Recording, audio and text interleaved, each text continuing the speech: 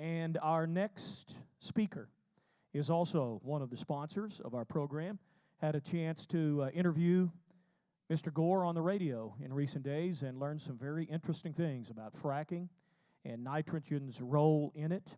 As we roll our next segment, please help me welcome the president of Gore Nitrogen Pumping Services, Gary Gore.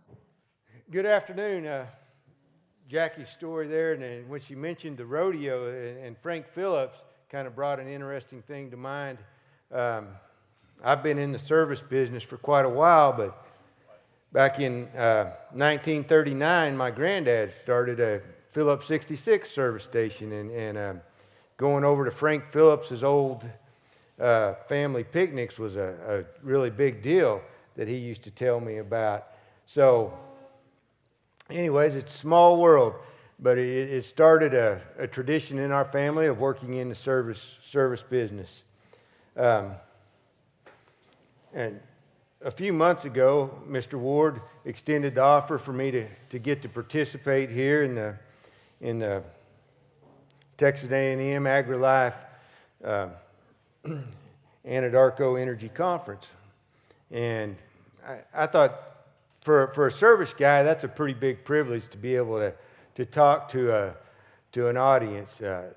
Normally we come in and we're trying to sell something, and everybody's always trying to sell something. But I think we all have a very common goal in mind. We need to communicate. Following Representative Patty kind of pointed that out to me. I saw his presentation or listened to it, and I felt like what he's saying, I could echo every one of them beliefs and thoughts of how much we need to work together in this industry, whether you're a mineral owner or an operator, whether you're large or small, or whether you're in the service side of the business. And as I go through the presentation, I'm going to have some shots of our equipment and our facilities up on the screen. Our company headquarters and our base of operations is just east of here in Sealing, Oklahoma. And I've worked here in the Texas Panhandle my whole career. From the time I was a child, growing up in the service stations, and if I wasn't at the service station, I was out on the farm running a combine and tractor. I loved equipment, and I loved working. And then after I graduated from college, I went to the service side of the oil field. And my first job in the oil field was designing frac blenders.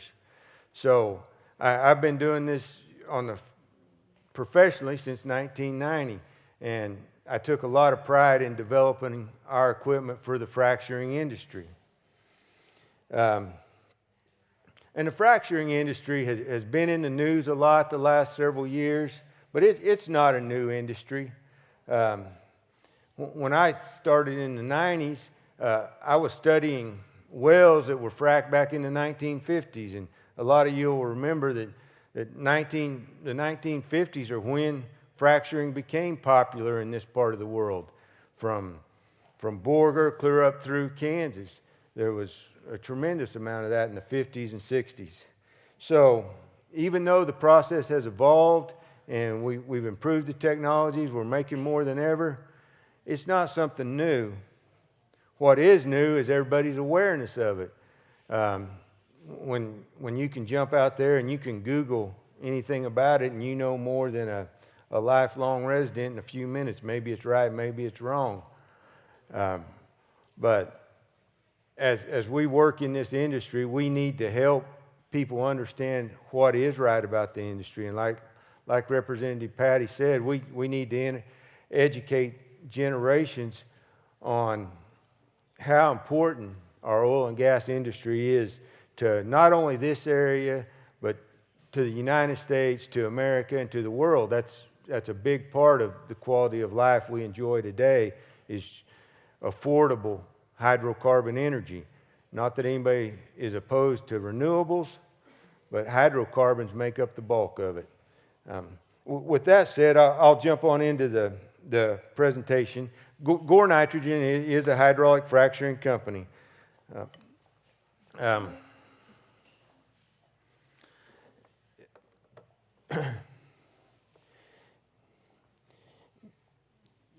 We're a hydraulic fracturing company primarily. We do nitrogen work, we do pipeline work, but the bulk of our revenue, when I look at it at the end of the day, 75 to sometimes as much as 90% of our revenue comes from hydraulic fracturing. Now, some of the great questions I heard earlier about pipelines, man, I'd love to see some pipeline work going on in this area because that's another possible revenue source for us.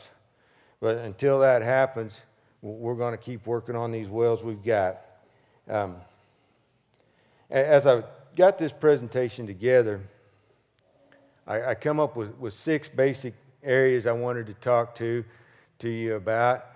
And of those 6 areas, it really separated down to 2. And then I actually thought, well, it really all comes down to one area. And how do we attack this market we're in?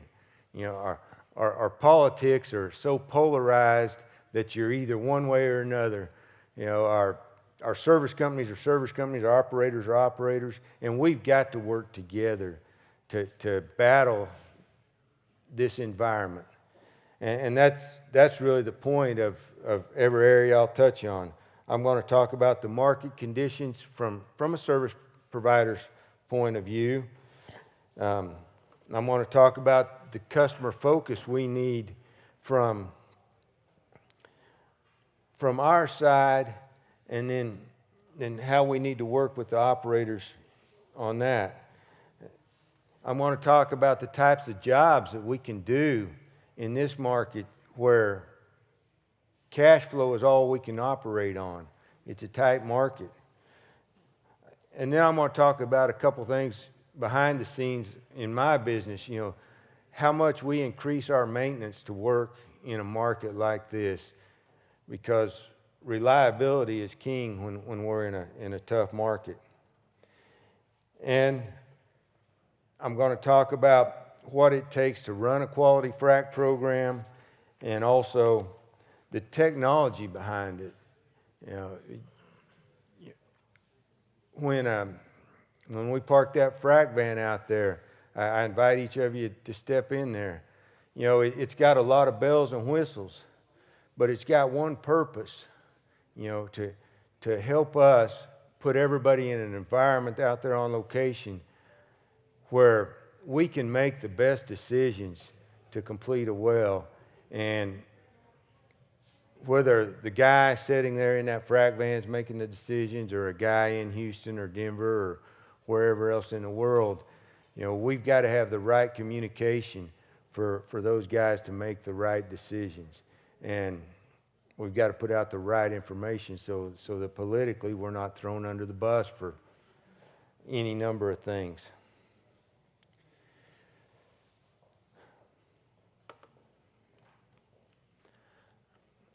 I'm going to catch you up here on a few slides. I get to talking, and you know, and I get a little behind. And I'll go back through each one of these as we're going through that. You know, right now, I mean, I can feel for the small producers, because as a mom and pop frac company, this market sucks. I mean, it's tough. We sat down and said, well, what do we got to do to work in this market? And I come up with a handful of deals that we can do to work in this market. But number one on that whole list is we've got to work the cheapest we've ever worked. And to come out here and work the cheapest we've ever worked with the level of investment we've got to get smarter. You know, we've got to train our people better than we've ever trained them, and we've got to make sure they're motivated and willing to work. We've got to have our equipment in the best shape that we've ever had it. We've got to be as open new ideas from the operators and from every source that comes along on how the best way to do this is.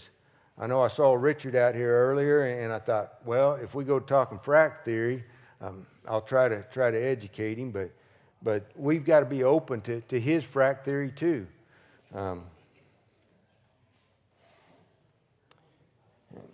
Most importantly, we've got to increase production at a time. Even though there's a lot of good things going on in our industry, and I believe there's more opportunity in a down market than anything for a lot of people. You'll see all kinds of opportunity in a down market, but we've got to be able to increase or at least hold flat our production during these times. To do that, we've got to have a clear understanding of our cost drivers from my side. And from my side, we've got to be the best. I say from my side, from all of our sides, we've got to be the best at what we do. You know, as a service company that goes out and fracks wells, as an operator that has wells fracked, we've got, together somehow, we've got to be the best.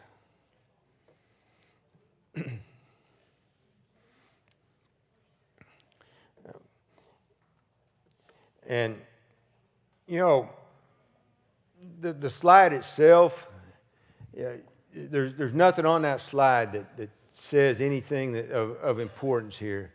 The only thing that slide will tell you is that we've got to know our numbers.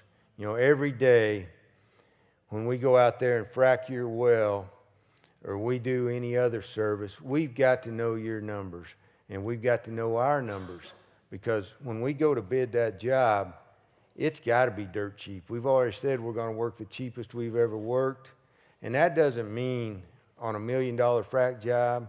That means on a $1,000 acid job. You know, either way, it's all relative in scale, but it's all important.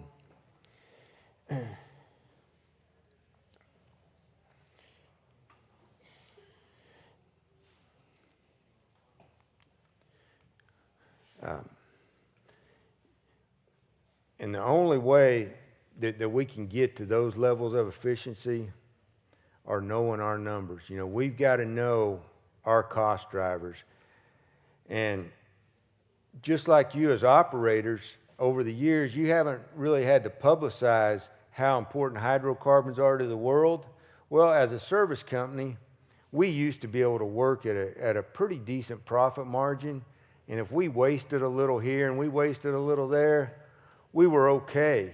You know, we knew we were wasting a little bit, but now it's on the skinny. You know, so if you're doing something that's wasting time or money, or we're doing something that's wasting time or money, there's nothing extra left. We want to capture all that. We want you to capture, and we want us to capture. So even though this chart doesn't apply to anything directly, it does apply to how we need to analyze your work as we're doing it. You know, whether it's one job or whether it's, you know, a package of hundreds of wells.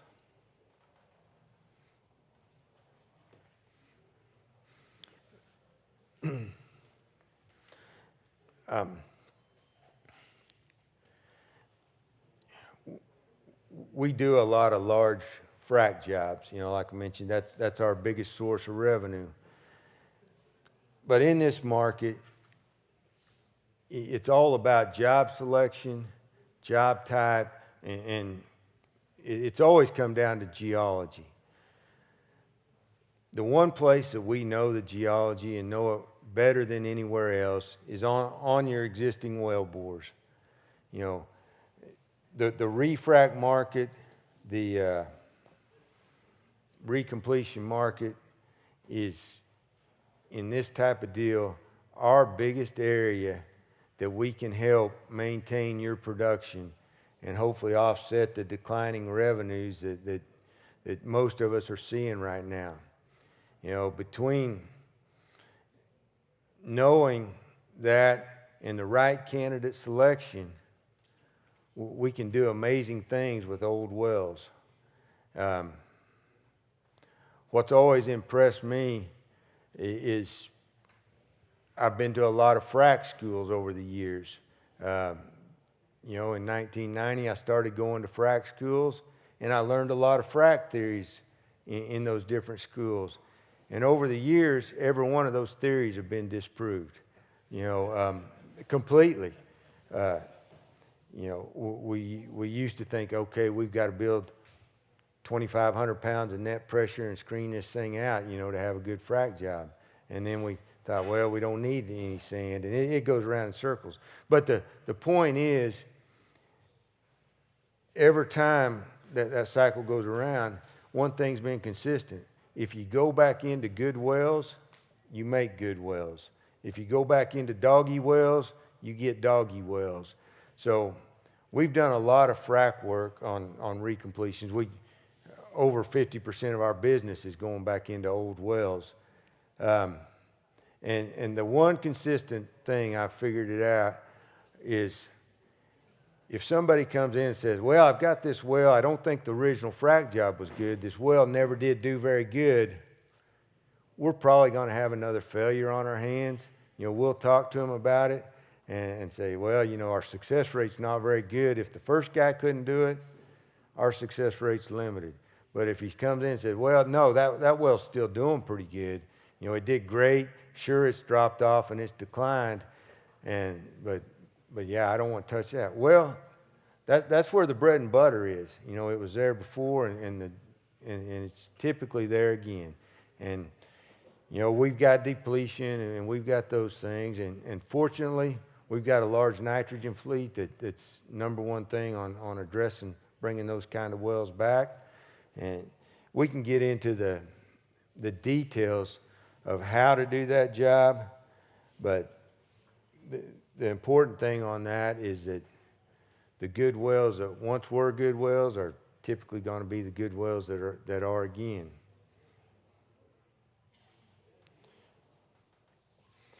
And how we know that's back to the communication.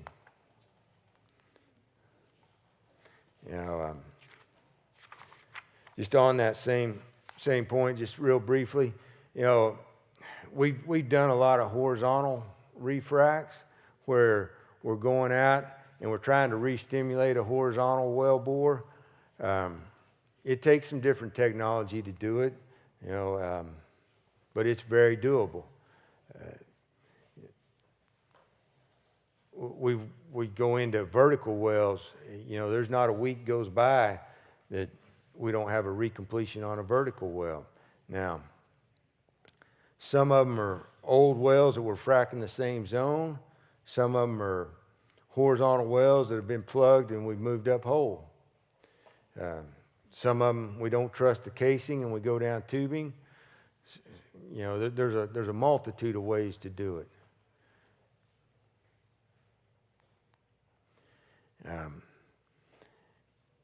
You know, I threw this chart in there just because it's amazing how much we can get out of some of these cleanouts. You know, that we've done. They're small, simple deals. You know, we'll play with a few things, but it's just one more area that there's opportunity out there.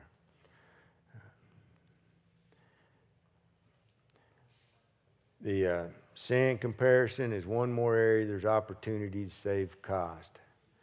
You know, what we used to come out right in this area, we'd come out and do a $2+ million frac job. Those jobs are well under $1 million today if we look at them. You know, and that's not company specific to us. That's the industry. You know, that's job designs. That's operators getting, you know, smarter on what they truly need. That's service companies having to get smarter because they've got to compete at these prices.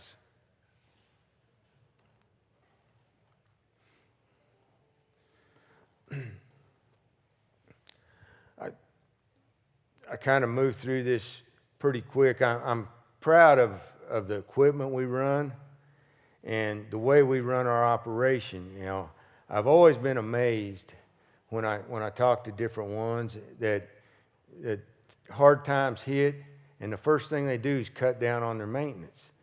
and the maintenance is the best cost saver as a service company that we've got. Because when we hit your location, if we're not 100% reliable in a downtime, shoot, there's 100 guys out there that are, so that kind of amazes me that some of these companies would cut their maintenance program in a down cycle, and I know there's bankers here in the room, and when I talk to the bankers and say, well, our revenue's dropping, naturally our expenses have got to drop to correspond. Well, cutting maintenance doesn't drop our expenses. That expense drop is just right behind there. We're going to go ahead and do that maintenance on that equipment, and we're actually going to step it up a level, because if that equipment doesn't move, that expense dropped anyways. So the expense dropping kind of happens naturally, even though we don't want it to.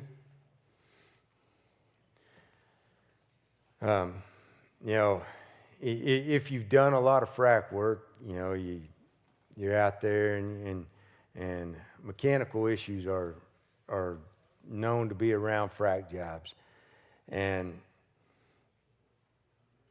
it all comes down to people and maintenance. It really does,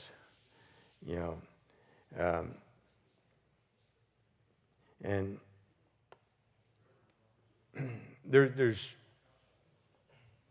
kind of an interesting analogy, but as we work in the service industry, and we go through these cycles that have been so violent over the years, and the cycles get faster, it's been very interesting. And one way that we've always survived and prospered is by growing in the down times. And the way we've done that over the years is when the down times hit, one, we get ourselves in shape, and then two, we figure out where we want to grow to. Because you soon learn that when you put a piece of equipment out there, you've always got an operator. And if you keep that operator working, during that downtime, and he's not only just working, he's working on that equipment. So that way when we're out on that location, one, he's got his education. He knows what that equipment does, and he's developed that pride in there. So that's kind of back to the internal part of what we do to make ourselves stronger in the market. As far as other things, we do the small acid jobs. It's just not as fun to take pictures of them. I like lots of trucks, and an acid job, we need one, but I like acid jobs, so it's not. It's not actually a regulation for us to have certified iron out there on your frac jobs. OSHA hasn't put that in place, but most operators that are responsible are requiring it. And as a service company, you soon realize that you've got to require that of yourself. This is our shop there in Sealing, and we recertify all of our iron every 6 months. As a piece of treating iron on a frac job takes a tremendous amount of abuse, and if you don't properly inspect it, you're dealing with something that has got anywhere from 1,000 pounds to 15,000 pounds right in this area. So the level that we went to on protecting this iron was better than we could get out of the third-party vendors that were out there. That's actually what drove us to do it, to where every piece of iron that you see in here is got a serial number and a database and all the test data behind it. That's something that as an operator, I hope you don't ever need to see it, because that means we've done something wrong. But as an operator, you need to know that we know that, and we've got that behind you. Because if you're fracking in a down market, you sure don't need issues of that. So every every piece of iron you'll see out there will be that. And then we throw a real simple color band on there to tell you when it was done, because we need to be able to take a quick visual inspection around location and see if we've ever stuck any out-of-date iron on your location.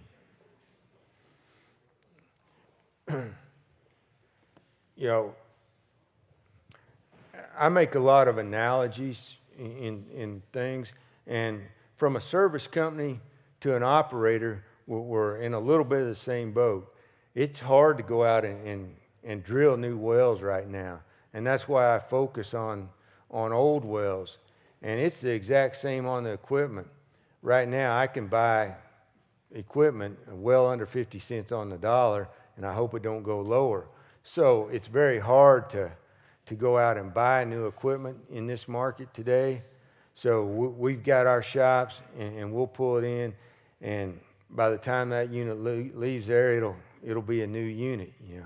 That one right now is getting all new electronics in it.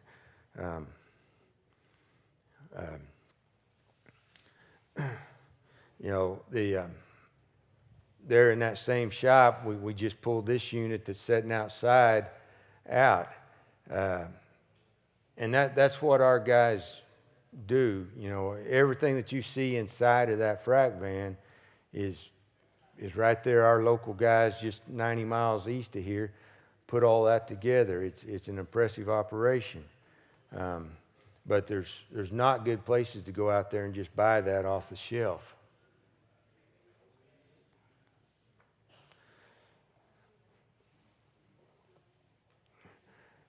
Representative Patty, mentioned the training and the different schools going on. Well-trained individuals are critical to our operation. Right now, we employ 3 petroleum engineers and 6 mechanical engineers, and then a number of electrical and mechanical technicians. And that's just, we're a small service company. As far as the scope of what we do, I'd say we're about the smallest there is. But as far as the scope of what we do, we can compete with the biggest there is.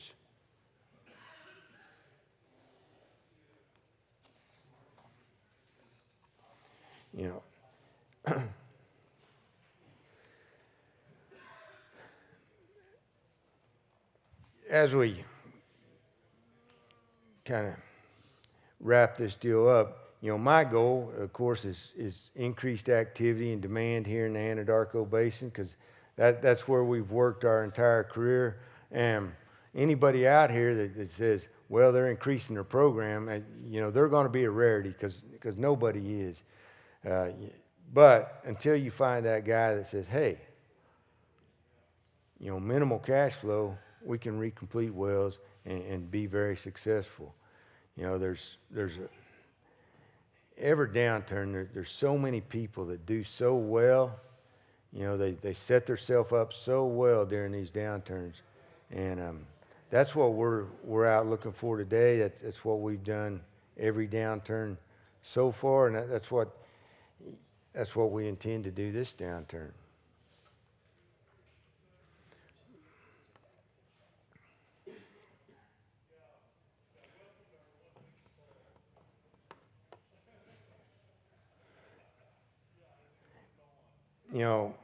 As we finish this up, and I hope there are some questions. I know this is kind of a different type presentation for this audience, and where to discuss hydraulic fracturing with a varied audience has always been an interesting deal to me. There's a million frac theories out there. There's a million correct things and wrong things, and I enjoy addressing any of them and all of them. So if you do have questions, I welcome them, and if you have a chance to step out and look at the equipment, I welcome that. Thank you for allowing me to speak here today. Any questions for Mr. Gore? Yes.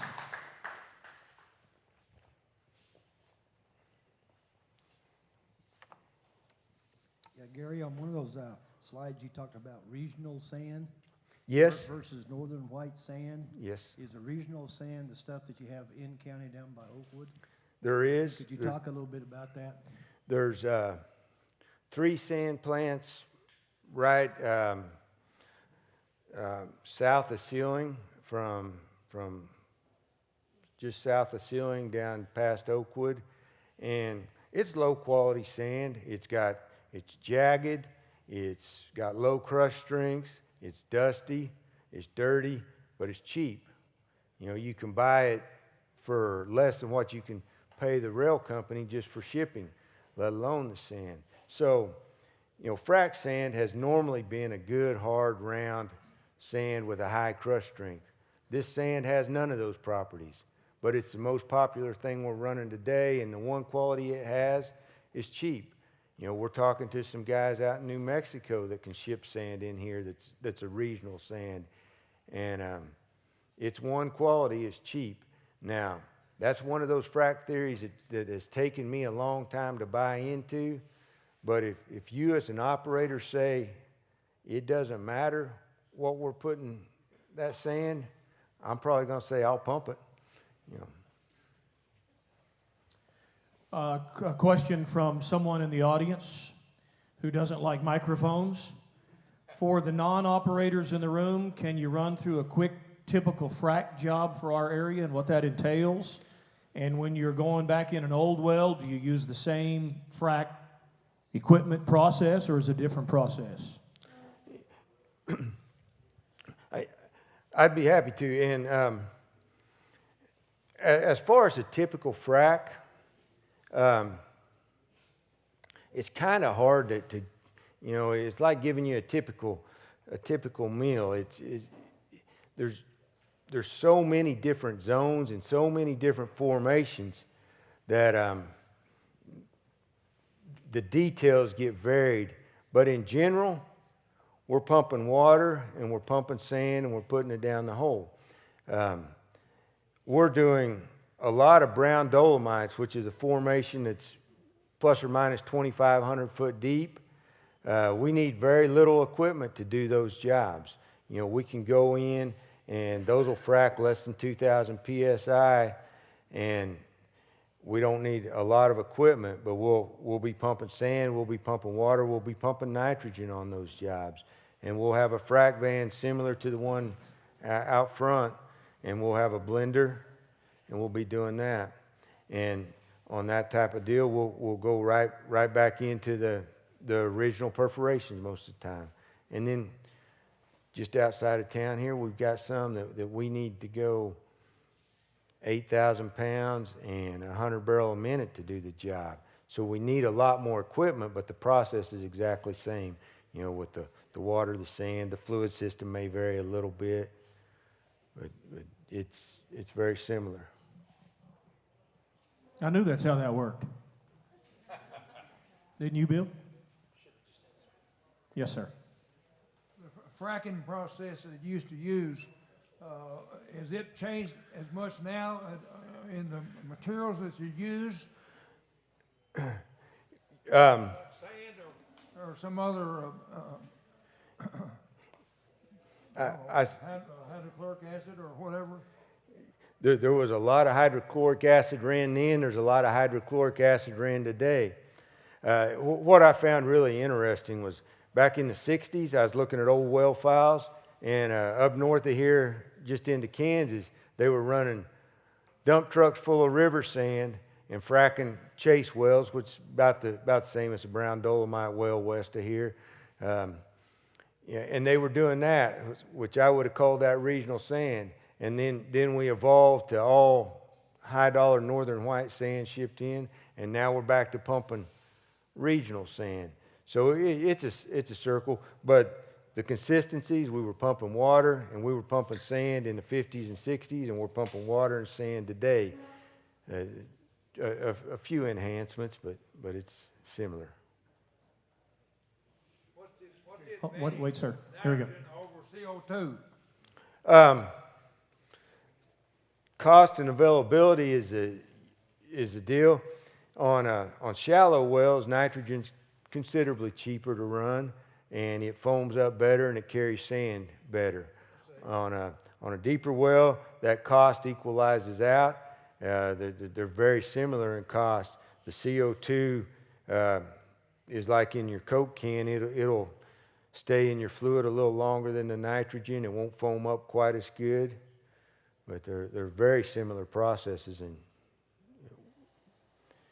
very. Any other questions? You get a lot of damage from fracking through your pipe. You said you have to recheck it every so often. Does it fracture some of the steel pipe? We don't ever want it to fracture our pipe or your wellhead. You know, that's important to us. And we pay a lot of attention to the velocity of what we let water and sand go through our pipes. We're very particular about what that velocity is, because as the velocity increases, the wear increases. We inspect those pipes every 6 months at a minimum. You know, we inspect them every time we rig them up visually, but we recertify them every 6 months. And as long as we keep our velocities down in our recommended ranges, we get very little pipe wear. When we exceed that, it goes up exponentially how fast we wear that stuff out, and it's expensive. So you don't get much deterioration in your pipe with the fracking material? Very little. Any other questions? Mr. Gore, I'd just like to tell you that you said something in your talk that this isn't a typical kind of talk for this kind of audience, but it's a kind of talk that we need to learn from. And I'm just speaking for myself as an educator and a professional in this county. Your presentation was outstanding, and I am extremely impressed as an individual with your attention, obviously, to details. You can look at your trucks and your equipment. I don't know anything about any of this, but I can tell when something's done right and when something's not done right. And I see trucks go up and down the highway here in Canadian every day that are dirty and filthy and nasty. Ken King's dad insists on his stuff being perfect, just like yours is, all the time. And that impresses me, and it impresses me too that you have really developed this technology. And I want to express my gratitude to you for the people you employ, the families that you impact, for the impact you've had on our region economically because of your expertise and your attention to details. And I just want to tell you thank you for being here today. Gary Gore of Gore Nitrogen Pumping Service. Mr. Gore, thank you very much. Take about a 10-minute break. Thank you. Coming up next.